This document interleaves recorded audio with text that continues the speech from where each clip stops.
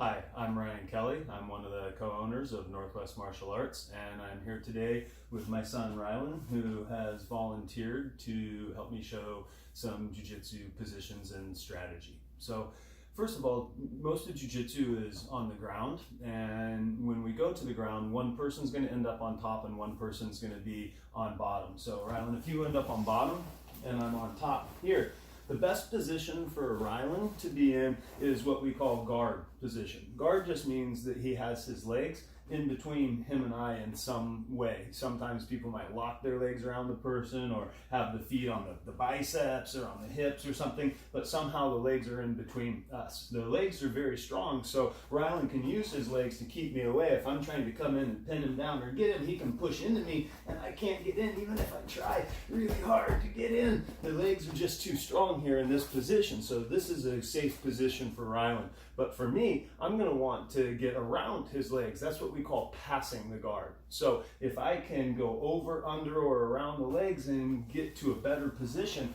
like here, this is what we call side control or side mount position. And here, this is a much stronger position because if I'm pinning Rylan down here and he tries to use his legs against me, he can't really use his legs at all. So this is a much stronger position for me to be than inside guard. So if I get here, I've passed Rylan's guard. Another position I could go to past the guard is knee mount position. This is also a strong position because Rylan can't use his legs against me from here either. When we play knee mount position, we try to encourage the kids to make sure that they're not putting too much weight on their training partner's knee, and the ribs can be really uncomfortable or even cause an injury. So notice right now that it might look like I'm putting a lot of weight on Rylan, but my weight's really on my own feet here. Rylan could just go out from underneath me here because I'm not really driving all my weight into him. Okay, now from here, another position, actually the best position that we could get to for self-defense is to get to the mount position, where we're all the way on top of the person this way here. If I achieve the mount position, I can really control my opponent, pin them down, and they can't now use their arms or their legs against me from this position. So this is very, very strong.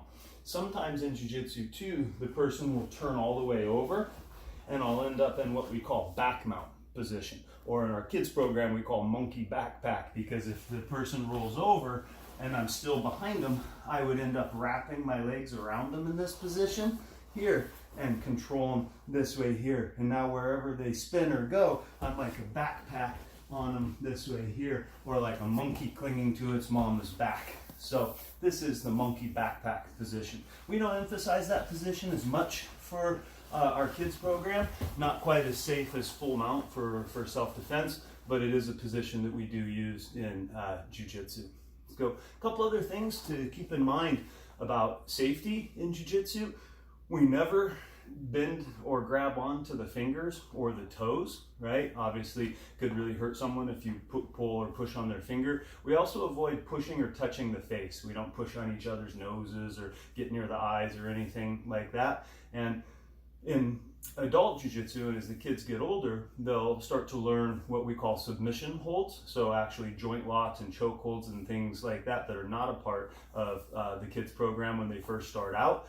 And ultimately in jiu-jitsu, the way you would signal to have somebody stop, it would be to tap out. So even though the kids aren't using submissions, they still need to understand that they can always tap out if they feel uncomfortable or they're getting smashed or anything is going wrong, or they just don't like what's happening. They always can tap out and the other person stops immediately. That's really, really important. So the person, when they tap, usually we tap with our hand, but sometimes you're in a position where maybe your hands are tied up, so you can always use your voice and say stop, stop, stop, or tap, tap, tap. And we can also even use our foot to tap out. So if Rylan was pinning me down and he was smashing me and I didn't like what was happening, I could always just tap him and he would stop. Or I could use my voice to say tap, tap, tap, or even use my foot to tap on the mat to tell the person to stop. So in jiu-jitsu, it's really important that whenever somebody taps out, that we stop right away in order to keep them safe. So thank you for watching, and hopefully you'll enjoy playing these jiu-jitsu positions and building these skills with your family.